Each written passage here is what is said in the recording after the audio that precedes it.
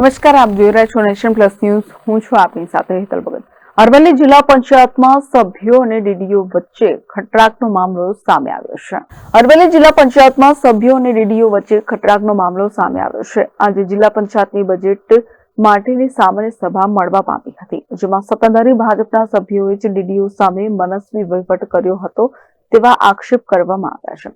નારાજગી વચ્ચે જિલ્લાના કામોના હિતમાં બજેટની બેઠકમાં સભ્યોએ હાજરી આપી હતી. જિલ્લા ભાજપ પ્રમુખ ભીખાજી ઠાકોરની સમજાવટ બાદ સભ્યોએ હાજરી આપી હતી. જિલ્લા પંચાયત પ્રમુખ, ઉપપ્રમુખ, ચેરમેન સહિત 20 થી વધુ સભ્યો હાજર રહ્યા હતા, જેમાં માર્ચ એન્ડિંગની અંતિમ તારીખોને લઈ બજેટ બેઠકમાં હાજરી અપાઈ હતી. આજરોજ અમારા ચેરમેનશ્રીઓ અને સદસ્યશ્રીઓએ એક મીટિંગ કરેલ, જેમાં અમારા સંગઠન પ્રમુખશ્રી પણ હાજર રહેલ અને અમો નિર્ણય કરેલ કે આ બજેટ લોકહિત માટેનું બજેટ હોય, બજેટ મંજૂર કરવું એ અમારી ફરજ હોય. અમો તમામ ચેરમેનશ્રીઓ, સદસ્યશ્રીઓ સર્વમતથી આ લોકહિત માટેનું બજેટ અમે મંજૂર કરેલ છે.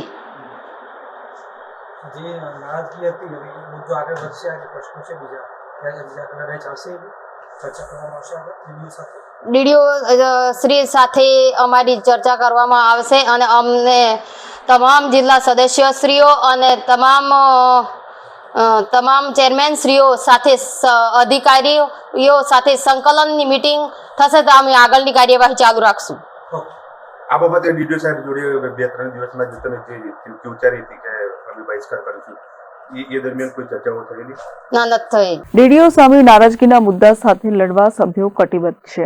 બદલી સહિતના મનસ્વી વહીવટનો ગંભીર આક્ષેપ કરવામાં આવ્યો છે, તો નારાજગી સહિતના મુદ્દા અંગે પણ ચર્ચા કરી નિવેડો લવાશે તેમ ડીડીઓએ જણાવ્યું છે. જિલ્લા પંચાયતનું 311 કરોડનું પુરાંતવાળું બજેટ જાહેર કરવામાં આવ્યું છે, જેમાં કુલ 1001 કરોડના ખર્ચ સામે 1312 કરોડની આવક થઈ છે.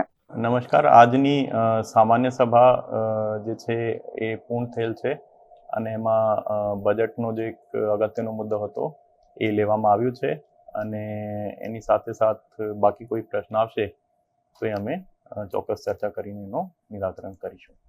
ધન્યવાદ.